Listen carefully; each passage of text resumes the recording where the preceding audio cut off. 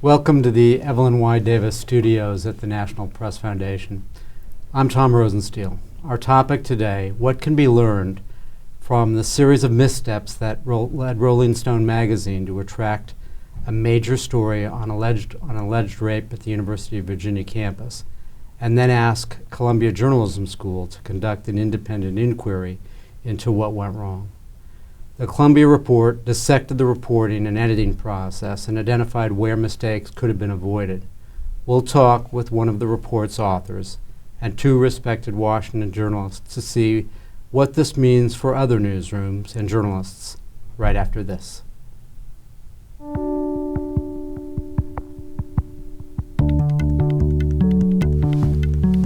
The National Press Foundation is a nonprofit dedicated to helping journalists cover complex topics with depth and accuracy. Our mission includes journalists around the U.S. and around the world. Welcome back.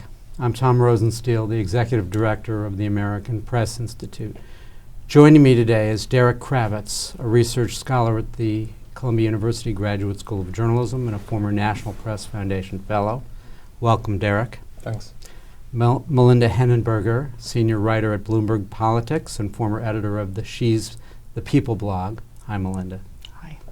And Eric Wemple, media critic at the Washington Post. Hi, Eric. Hey, thanks for having me. If you're watching live, we can take your questions. You can type them into the chat window under the webinar screen. Either log in or just sign in as a guest.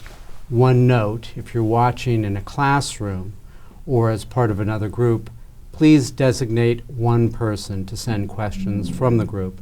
We'll be monitoring and we'll get to as many of your questions as we can in the next hour or so. The first question for you guys, I think, is to Derek. Very quickly after this story appeared, there were questions about it. The Washington Post, among other publications, began to raise some doubts with their own reporting. And after an apology, Rolling Stone magazine went to Columbia and asked that the journalism school do a report. Explain how that process began. What went into the report? How did you go about it? Sure. Well, we were approached in December. So if you look at the chronology of this, the story really did start to unravel with the Washington Post, Richard Bradley, Slate, Hannah Rosen, really uncovering a lot of holes in Jackie's narrative. So at that point, Jackie is the alleged rape victim. Exactly, yeah. The chief narrative of this story. So by the time that we were asked to come on board, Jan Wenner had approached the deans of Columbia University Graduate School of Journalism, Steve Cole and Sheila Cornell, and had asked them to conduct this independent inquiry. There was some discussion there about how that would go about, what that would look like.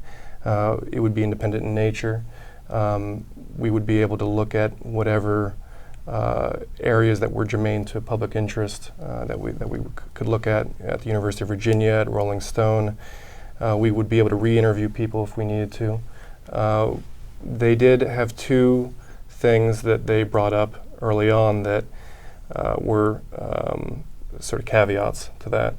One was they would be able to invoke attorney-client privilege. We said that we would be able to ask these questions and that we wouldn't be stopped from asking them, but they would have the right to invoke that at any time. The second point was there was a junior fact-checking colleague on staff who was involved in this story, and they asked that we not name her. And in the report, we actually make a point to include that. We actually went back to them and asked if we could name her, and they declined because she didn't have supervision and editorial responsibility over her work. So how long did it take for you to report the story, as it were? So it was supposed to take maybe 6 weeks, 2 months, we were thinking initially. It took 3.5 months to finally finish it. We interviewed dozens of people. We went through thousands of pages of documents, FOIA requests with the university, and and outside groups. We re-interviewed basically everyone that was interviewed for the original story, and then obviously Rolling Stone, their editors, the reporter, the fact checkers, to see what happened and what went wrong. And we tried to basically figure out the key mistakes and narrow our scope to this specific story and what happened. Okay, but before we get to the conclusions in the report, Eric, what did you see as wrong with the story before the Rolling Stone report came out? Just a general lack of transparency within the four corners of the story about their reporting tracks. In other words, who they contacted. Did you speak to this person? Did you even try to interview these people? There were no signposts within the story telling the readers that we tried to contact this person, or there were very few.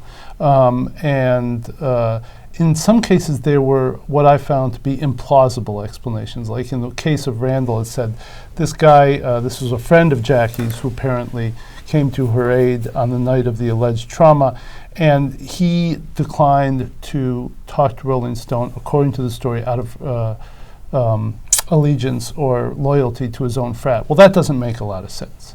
I mean, it really doesn't. It's like, is a person really going to say that I won't talk to you because I have my own fraternity? I mean, it just didn't make a lot of sense. And so there weren't, and I think this is something, I looked back and reread a lot of Rolling Stone coverage and found that they generally don't like to, do the sort of things that we do in newspapers, which is say, according to four sources and according to this and that and the other thing, and this person declined to comment but said that they might, all these sort of signposts. Rolling Stone story was really deficient there, so you couldn't really independently tell whether they had done anything to firm up the story, and as it turns out, they had done very little.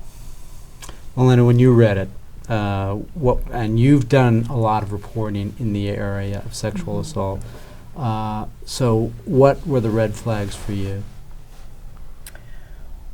One was that she's in this room, the alleged victim, where the alleged attack supposedly occurred, and it's dark and glass is breaking and she's being brutally attacked and she knows all the people.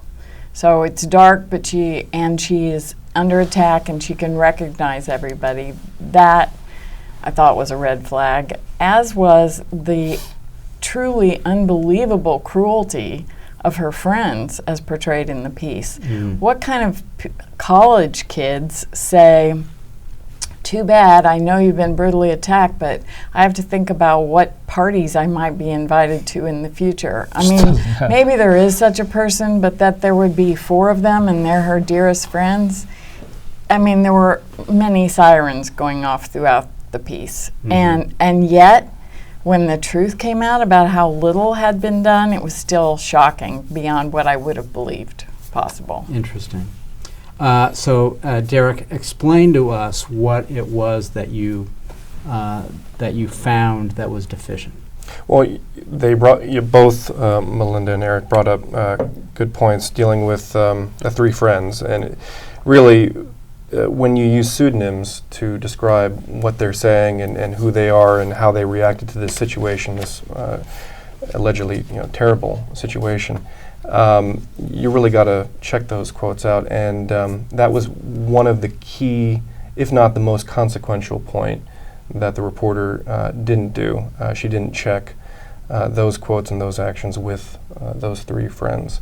So she quoted the three friends. Indirectly. But the quotes all came from Jackie. They all came from Jackie. Right. And she never verified whether these people had actually ever said those things.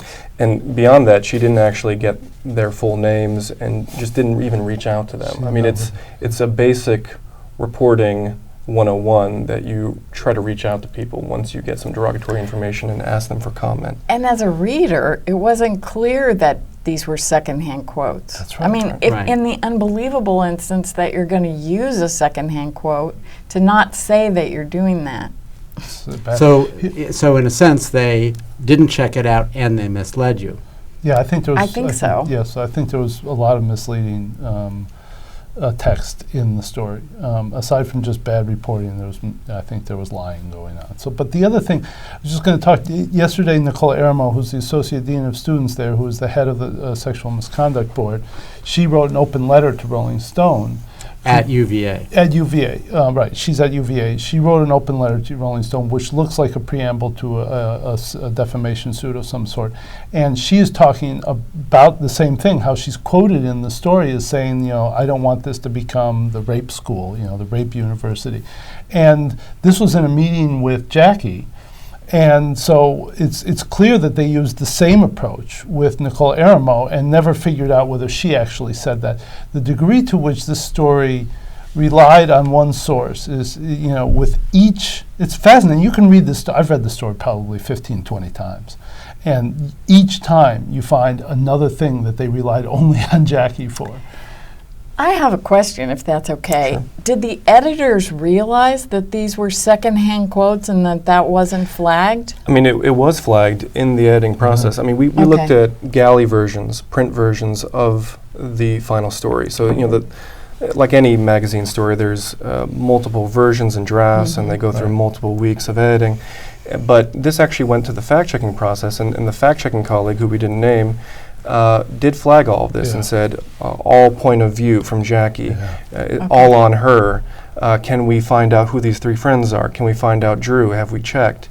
And these were good things to flag, but she was overridden. So the most junior person is the one asking the important questions. Yes. Right, but the head of the fact-checking department, when Columbia asked her about, can't you raise a stink about this, and she said something about not, above my pay grade or something to the effect that I can't, I can only raise these things, I can't I can't stop the story. But she does have the authority, does she not, to the head of fact-checking to say, I'm not comfortable with this. Yes, you ought to do something. And she didn't take it to that level. Like a lot of fact-checking departments, there is a junior fact-checker and freelancers that fact-check individual stories, but then also at the end of it, there's a roundtable discussion of all of the fact-checking department, including Coco McPherson, who's the head fact-checker, and they're able to go over the entire story and flag anything that's an issue.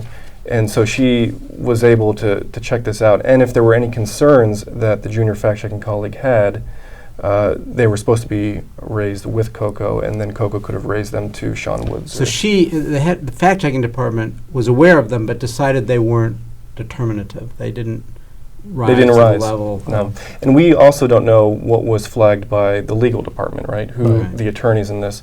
And they usually play a key role in any magazine or newspaper story, especially something like this. So let's get into another issue here, which is what did the reporter, Sabrina Erdelay, say about why she failed to do these things that Eric and Melinda are raising? What was her point of view about it? And Eric has actually brought this up in some of his columns quite a bit, but a lot of the issues she raised about the reporting process dealt with a fear of driving away Jackie away from the story, away from the reporting process, and not wanting to go around her and re-traumatize her. And there's a belief, and this is a reporter who, she's not a novice reporter. She's been around quite some time. She's a finalist for National Magazine Awards twice. Correct. She's 42 years old. She's written about sexual assault quite a bit. And yet she's very careful not to harm this person, or she's operating with a level of, caution, and wants to basically make sure that this person isn't hurt by any of the reporting that she does. And to that end, she doesn't actually reach a lot of the people and a lot of the corroborating evidence that she needs to reach, because she fears that this might hurt Jackie. So, Melinda, what do you do as a reporter when you are dealing with a victim who you believe has been traumatized? How do you treat them skeptically and sympathetically at the same time?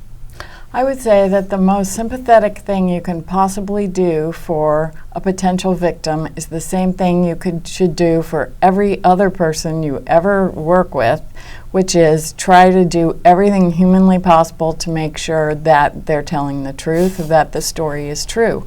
You're not protecting her by failing to do due diligence to find out that everything is right. On the contrary, many times when people, I'm not talking specifically about sexual assault here, people who've been traumatized in any number of ways can be so hurt by that they may not be a well person. And so you have an extra duty to make sure you're protecting them by making sure that every word in your story is correct.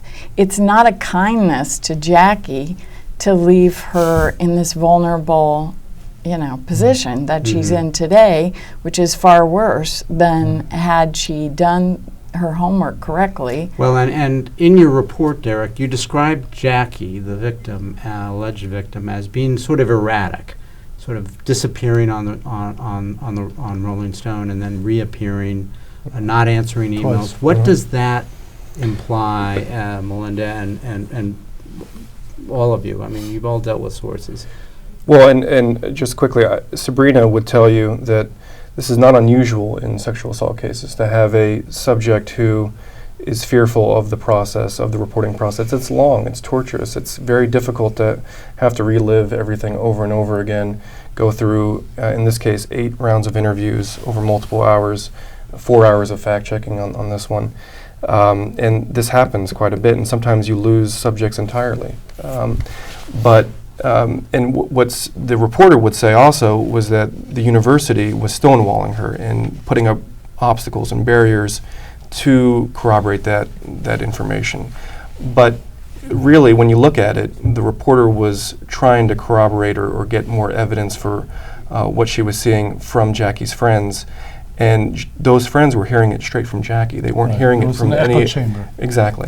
So that's a tough situation to be in. And sometimes in this case, we found it's better to walk away from cases like that. Plus, there's evidence too that if she was really looking to corroborate, she would have given the fraternity more detail with which they could work and try to come up with a response. Instead, she gave the fraternity some vague, description of a sexual assault, and the fraternity didn't have the basis on which to really feed back and get involved in the process. And so, stack them all together, and it looks like a real bias towards running this very extreme story of sexual assault, which turned out not to have any real corroborating evidence, as the police themselves reported. And I think it's important to note here too, it's not just this gang rape on September 28th, 2012, it's also 2 additional allegations of gang rape at that same fraternity that came from the same person. Mm-hmm. Those aren't detailed in the story, but the police also said they looked into those and couldn't find any allegations. So it's no great wonder that the fraternity is putting together a defamation suit over this as well. I don't know how that will fare, but certainly it could bring even more material to light about the case. Did she knock on the door of the fraternity and say exactly what she had and exactly what she was looking for? Not to my knowledge. No, it was an email, and it was a very brief email. And that was one of the things that we cited in the report as being a lapse. But if you look at the story closely too, I mean, beyond the Jackie narrative, there are other cases that she highlights, cases with documented evidence that were adjudicated, not necessarily the cases that she wants to, the Stacy case, right? Yeah. Not necessarily cases that she would have really led with that weren't as shocking and dramatic as Jackie's case, but cases that showed difficulties with Title IX and OCR and sexual assault on campus.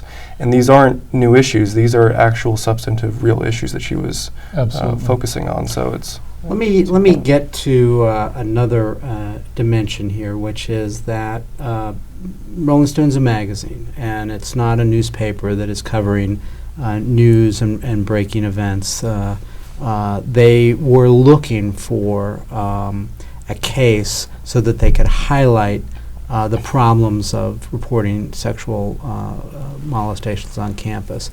They were looking for someone who could be a character like Jackie.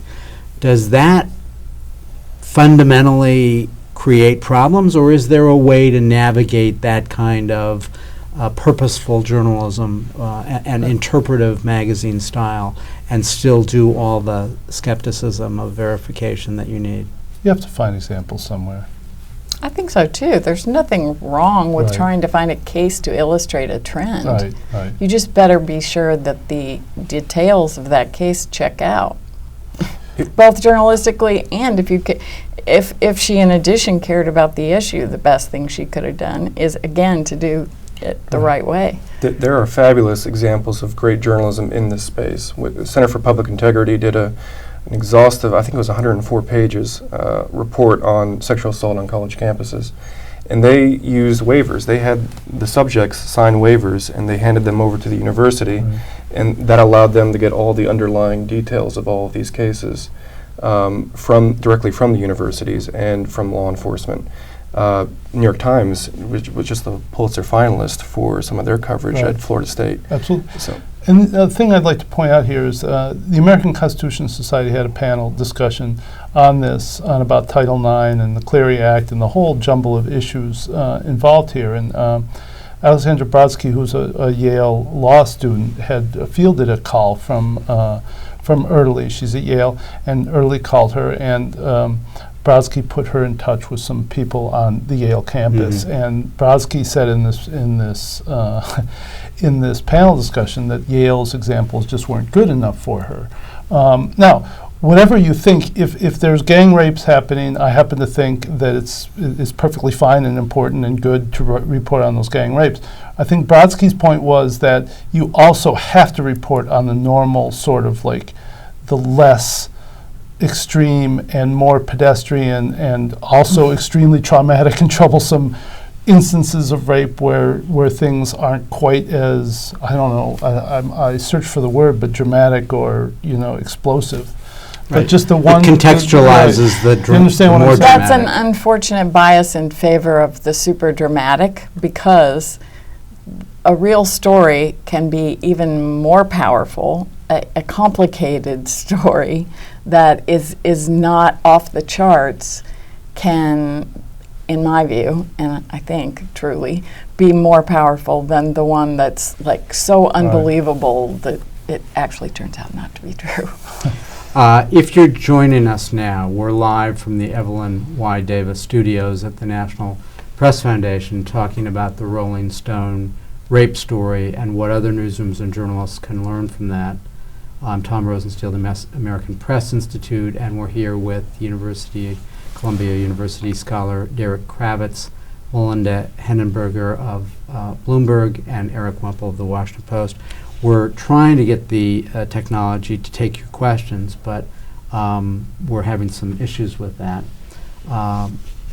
In the meantime, one of the things that's extraordinary about the case is not just that Ederle, the reporter, sort of made these mistakes, but she didn't deceive her editors, right? They were fully aware of what she was doing and went along with it. right, and the report makes clear that this is not a single fault of the reporter. If it was, it would have been perhaps caught earlier in the process. This was a error on her primary editor's concern, the supervising editor, the fact-checking department. And when you take all of those errors, it's like a snowball effect, and it was a systemic and institutional failure. And if they had maybe pulled the strings a little bit tighter along all these different points, they might have caught this, and at the very least, maybe pulled Jackie's narrative from the story and led with something else. They had other examples.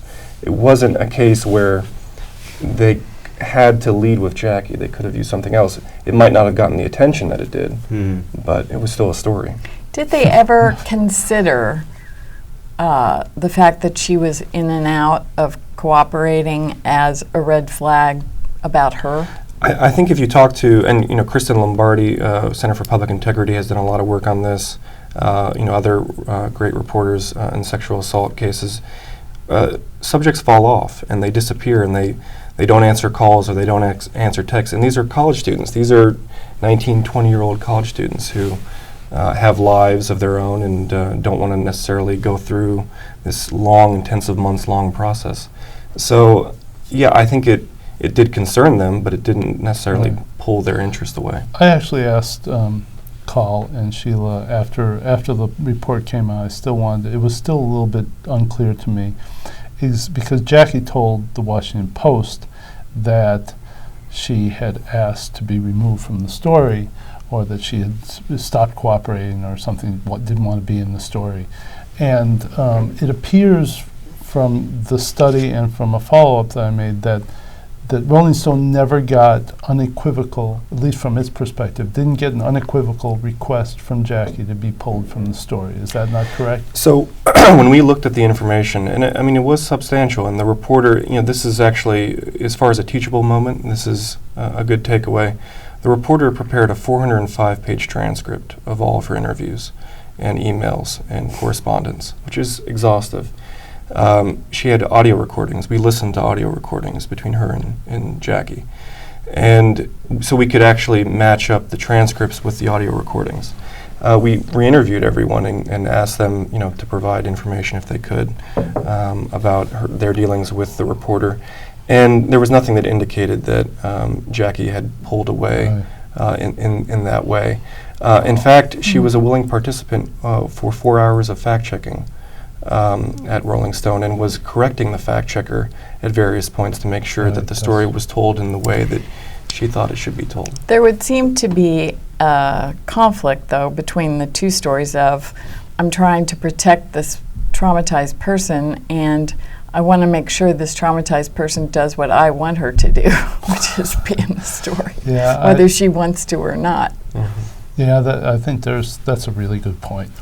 Right, where you end up walking this knife edge, where Right. you're only willing to push her just a little bit, just far enough to get your story. Well, the drama, and Derek is, once again, has custody of all these details. But the way one of the dramatic highlights of this of the report occurs when they talk about Jackie's going incommunicado for a couple of weeks. And the report, the sticking point before that is the fact that Early is looking to follow up and identify Drew, the assailant. Mm-hmm. So they're saying, we want to be able. I need to get in touch with this person. We need to identify.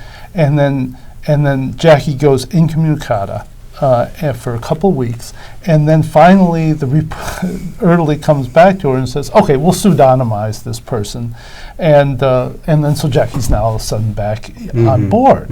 And so it's almost as if they capitulated based on the silence of their source. You know what I mean? Like she just went incommunicada, and then they decided, so that's an important point. And it was, I guess it was a 6-week long struggle between the two and the various points of communication. But it's when you're balancing keeping a report or keeping a subject in the process and being able to report that out, but also not wanting to endanger that person. And remember, Jackie was telling the reporter, I'm fearful of this person. Right, yes. I actually fear him. He's around. I've seen him on campus.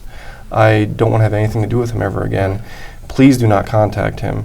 But she actually, there was no specific compact made between the subject and the reporter. So the reporter, which is what Rolling Stone said there was, though. Remember that? We could go on forever. Right. So we have a question from a listener, but before I get to it, there's one thing that sort of pertains to this is, for me, the most extraordinary thing about this was when Rolling Stone said, we've lost our trust in our source. And I thought, the basis of whether you do a story is not whether you can trust, whether you trust a source. You don't write what you think or what you believe. You can only write what you can prove. And I thought that sort of was a revealing sort of statement, that they didn't see that as fundamentally a flawed approach. Well, I think that when you're a journalist getting hammered, you go for the lamest excuses. I mean, isn't that proven? I mean, you resort. And they did. And Judy Miller does too. You know, she talks about her sources. I accurately reported inaccurate information. Anyway, I'm starting to talk. So we do have a question from listeners, and that is, do any of you think that people should lose their jobs over what has happened? So the report didn't specifically say if anyone should lose their jobs, and that was by design. If the report, or if in our research and reporting and talking to everyone, and we went down to the campus and talked to people and surveyed the damage, and we understand the gravity of this. But if we had found an automatic fireable offense here, lying, fabrication, a journalistic misdeed that we could pinpoint, maybe that would have risen to the point where we would have included that in the report.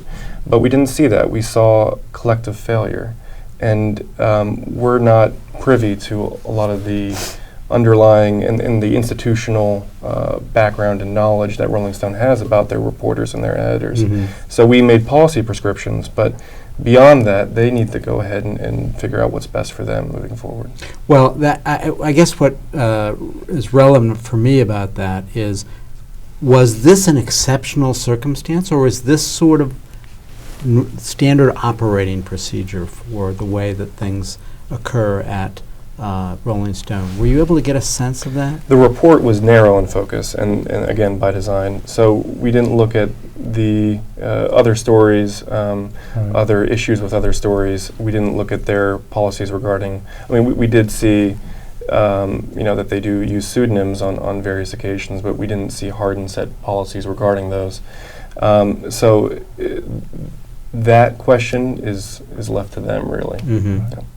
Well, I'm in favor of firings here, and I almost never ask for anybody to get fired because I know journalists, there's so many, I've made mistakes, and there's so many different ways to make mistakes in journalism that it's just insane, and we can all get there, but this was beyond that. This looked to me like purposeful, and this is the only criticism that I have of the whole Columbia effort.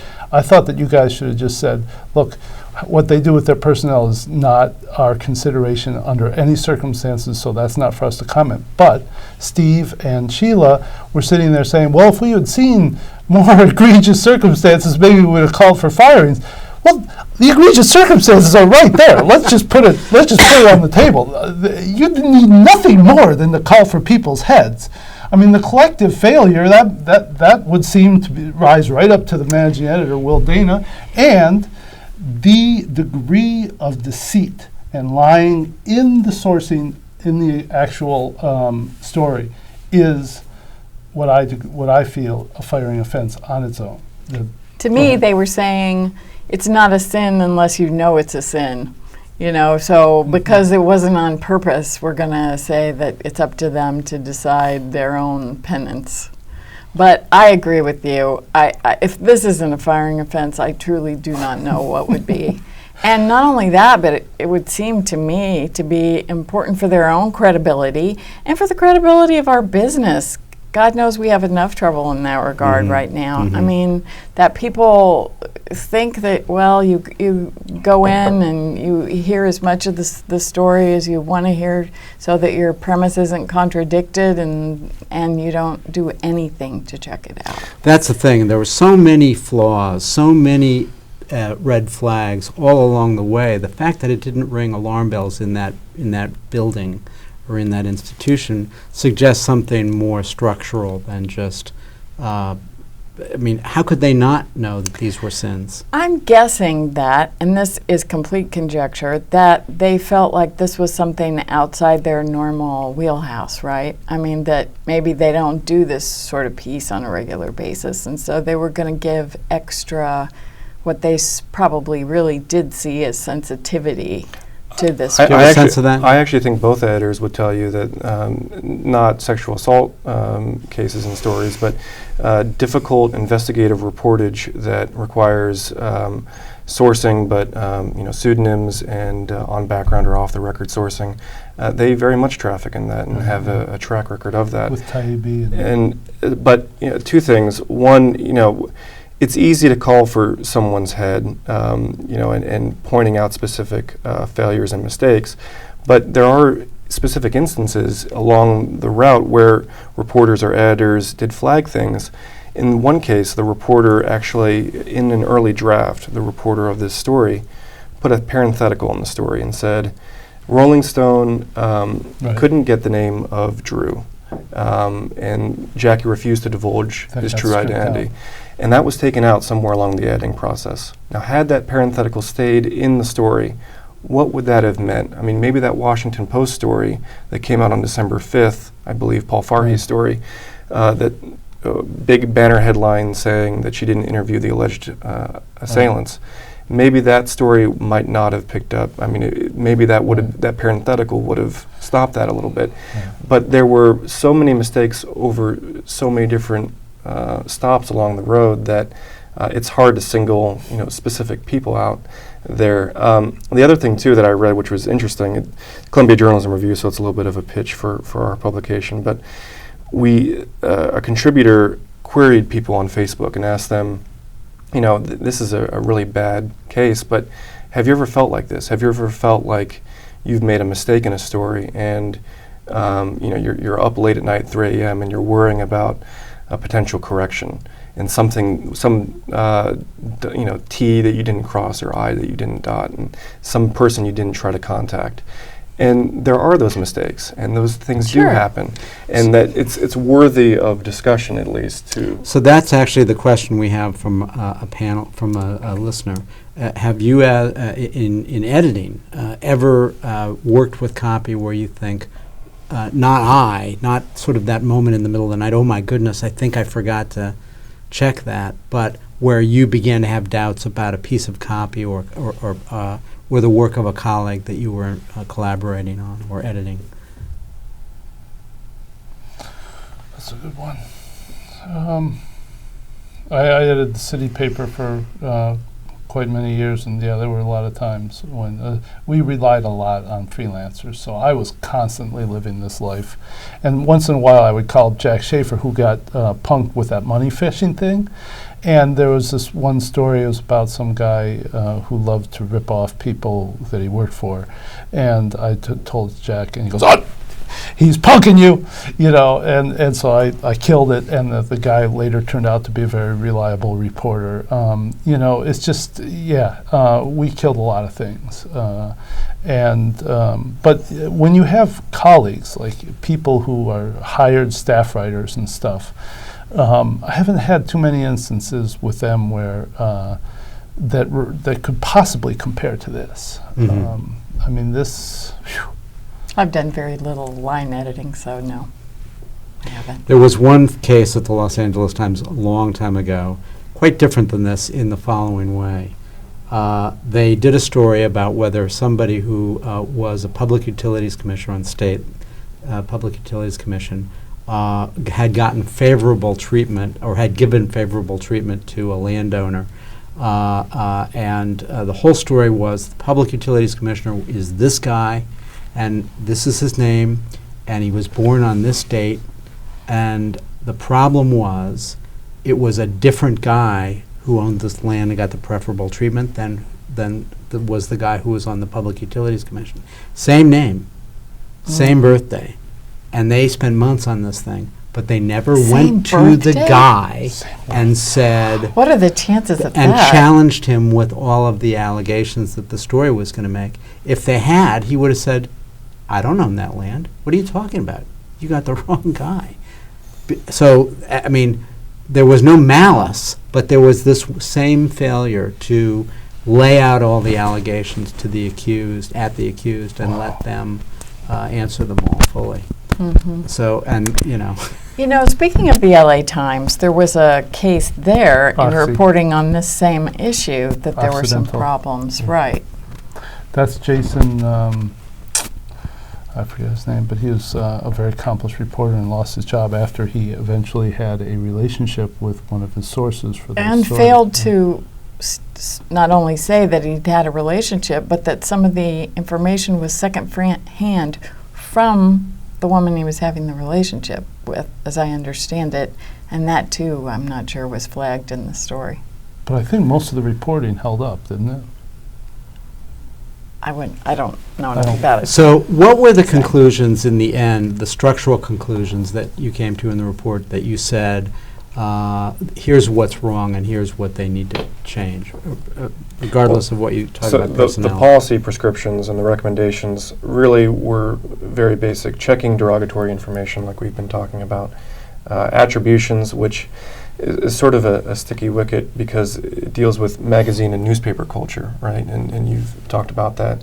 Newspapers tend to attribute everything, and magazines sort of have a little bit more of a culture and a writing style in which you don't necessarily want to break up flow and pull away a reader from a point of view with an unneeded attribution in their eyes.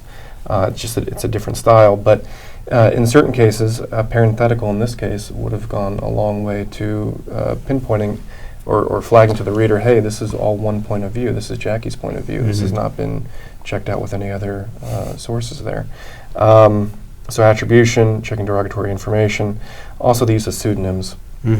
Pseudonyms, I think a lot of places would just do a blanket no pseudonym policy. Maybe have an on-the-record policy. I know the Post has, and many places have had difficulties dealing with trust and credibility with these type of sources and to the reader and what it says to have an unnamed source in a story.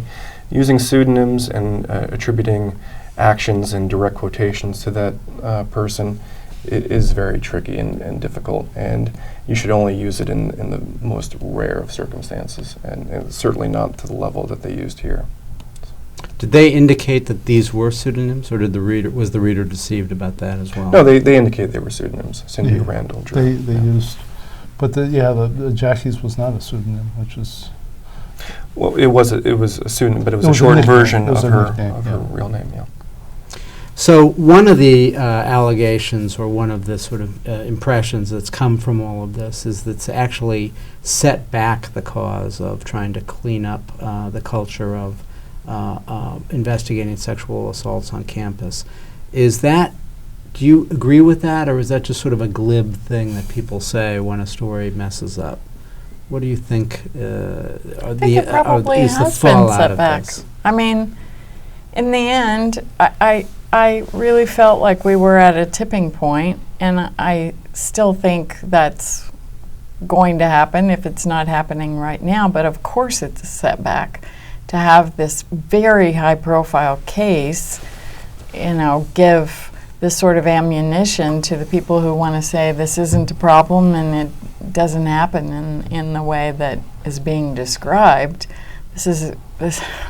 It of course sets back people who want to say that women lie about rape, which again really is very unusual. Yeah, 2 to 8%. It's a very small percentage of false rape claims. So. Absolutely. Yeah, I agree with Melinda. I can't imagine it doesn't. But I think that, in terms the cause is a victim, and boy, the University of Virginia, the emails they've been getting, I FOIA'd for a bunch of those, and boy, they're vicious. Really? So you think the university's been hurt even if the story has been flawed? Amply discredited? Yeah, that's a good question. Everyone's been hurt. Yeah. Jackie can't.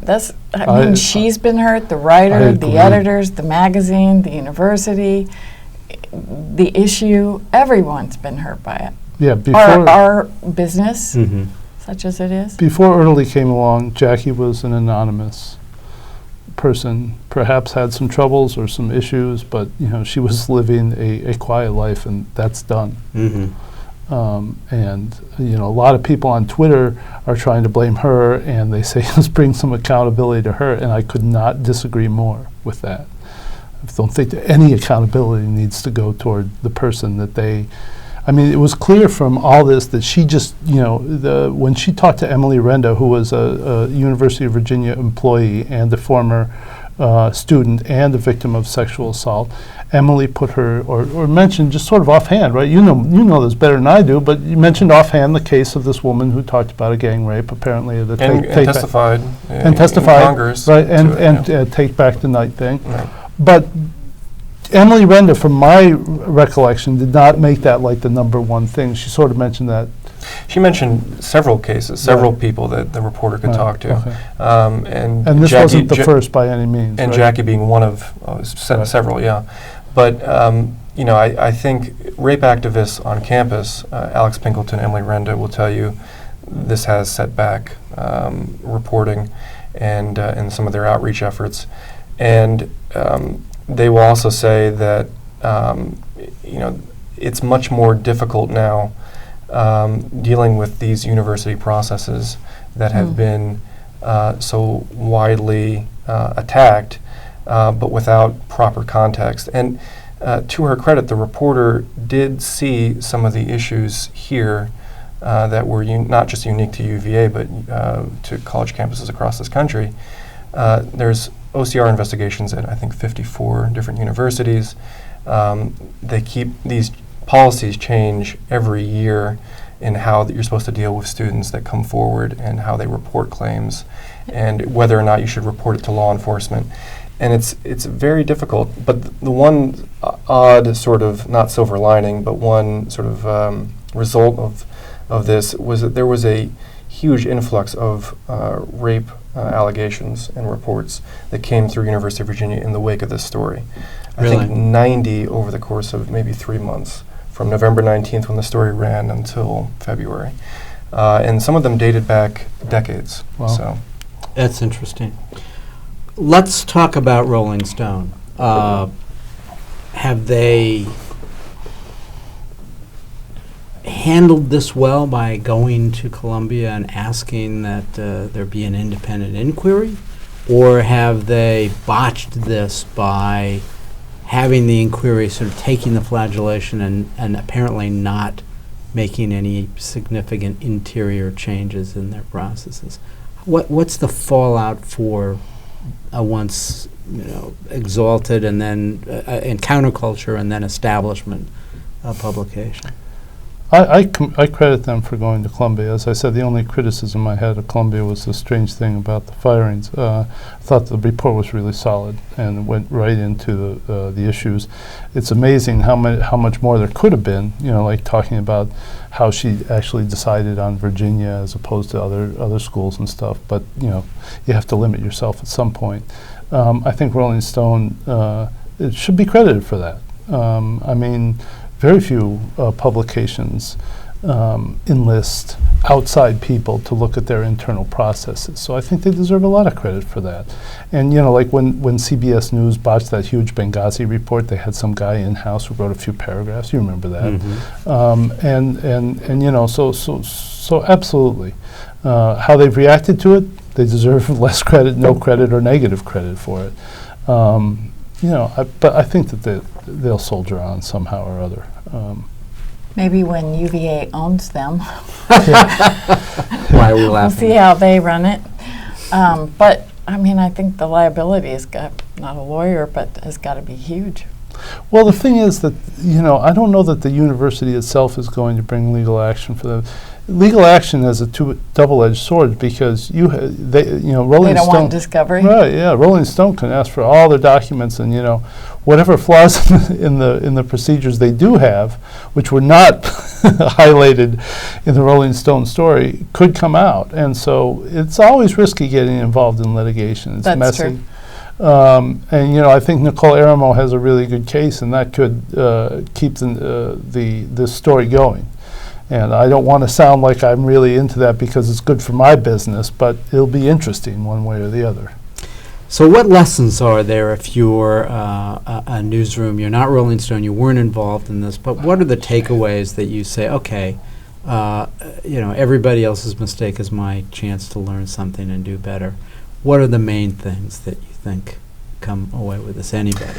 Yeah, be skeptical. And I think a lot of reporters and newsrooms and editors are inherently skeptical of even the sources that come to them with excellent information and documents and stories. But in this case, you really got to check. And the consequential mistake we found, the one that would have very easily flagged this story from the get-go, the one that I think even the reporter and the editor and the fact checker would have said, oh, wow, that's a complete contradiction from what we're seeing, is calling those three friends, is finding out who they are, calling them and checking, hey, did you actually say that to Jackie that night? And what did you do? And did any of this happen the way that she's describing? If that had been done, the story might not have happened and we wouldn't be sitting here. So checking things and being skeptical. Just making calls. The thing is that when, as a city paper, started to develop just a very simple, it's the most basic sort of approach, which is all the named people, all the named institutions, put a little box next to them, have we approached?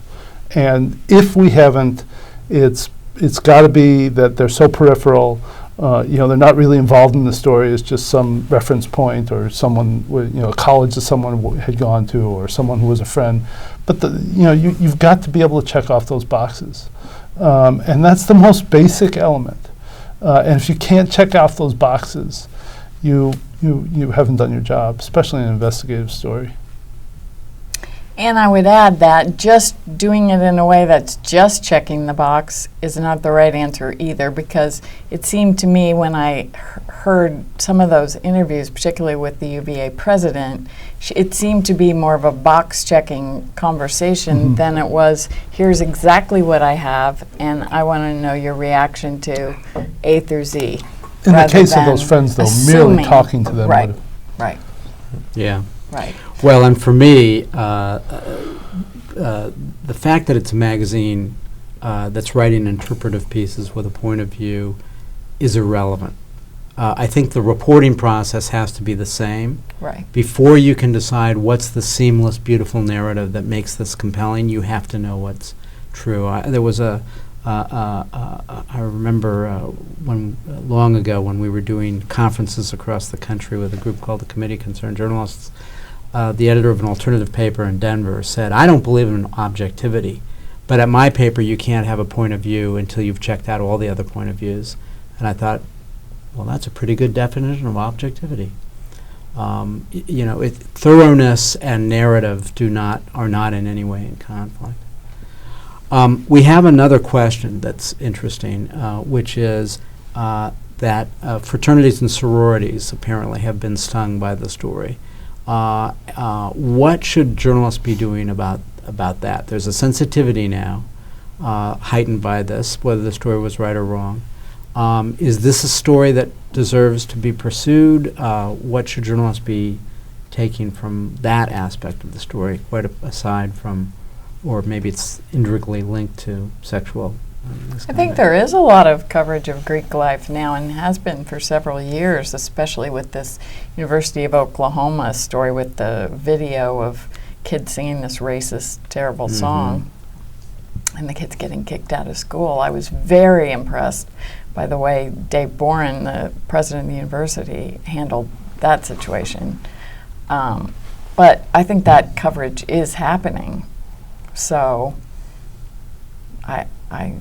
and there will be more of it, and there should be more of it. So the question is, how does this affect coverage of fraternities and sororities? I don't know. I would think that that's one of the problems that comes out of the Rolling Stone. I think that people on campus would probably be more hesitant than ever to talk to media. So it might be require a little more effort on part of journalists, and certainly with victims, survivors of sexual assault. I would think that would make them more concerned about speaking up. There are some subjects that require a lot of, not necessarily background knowledge, but initial pre-reporting. Basically research and talking with other reporters perhaps, and figuring out the landscape. And to some degree, the reporter in this case actually did that. I think she reached out to a reporter who had been heavily involved in this type of reportage. And in questions to the university, they were very detailed questions. They were very smart, nuanced questions, and she's written about sexual assault before. So it's not just having that pre-reporting background, but it's also getting on the ground there and talking to anyone and everyone, and really figuring out, especially stories like this. I mean, sometimes you can report a story out in a day, and it doesn't require that many it's not that many moving parts. But something like this, it requires many, many months and a lot of forethought. So, Derek, let me ask you one other question. By my standards, you're a young researcher and journalist, sort of living the double life of researching journalism and doing it. After spending all this time looking at this story, would you design a magazine differently? Would you structure it differently? Did any ideas come to you about, well, this, if I could invent this, I would do it? You know, a fact-checking department is great, and in this case, they had one, and a robust one. I mean, there were some cuts made to Rolling Stone staff over the years, maybe a 25% cut, but it didn't have anything to do with this story. It didn't impact the reportage here. I think if you're pursuing a story like this, doing it from a very nuanced perspective, but doing it from a sort of a traditional investigative mindset, like the Center for Public Integrity would do, or the Washington Post, it is a good mindset to have. And really, there are some differences between magazine journalism and newspaper journalism, but really, when it comes down to it, aside from presentation and structure and form, a lot of it is just breadth of knowledge and focusing in on the subject, and it's the same rules apply. So I wouldn't structure it any differently than how Rolling Stone would set up, but it's always good to have multiple eyes on stories. It's always good to have a partner. It's always good to throw as many resources at complicated issues as you can to really understand something. We're almost at the end of our hour. What about you, Eric? Any sort of ultimate takeaways from this about kind of the, if you were talking to your mother and she said, so, what's the ultimate lesson here? Is there one? Yeah, I just think that you can't wish stories into existence. That's why it looked to me all along that she was just keeping this thing, and the whole thing was a negotiation to keep this great story alive, ultimately. And so you can't ride you can never write the story that you want to write. You have to write the story that's there. Thank you, Donald Rumsfeld. But that's pretty good anyway. No, it is. It is. How about you, Melinda? I would just say that I believe the truth will come out, and you should be the one to tell. Make sure you're the one to tell it. That's well put. You mean to not be the roadkill on the way to it? Well, we've come to the end of our time. I want to thank Derek Kravitz, Melinda Henneberger, and Eric Wemple for being with us today. Funding for this webinar was provided by the National Press Foundation Training Fund. I'm Tom Rosenstiel of the American Press Institute, and thanks for watching.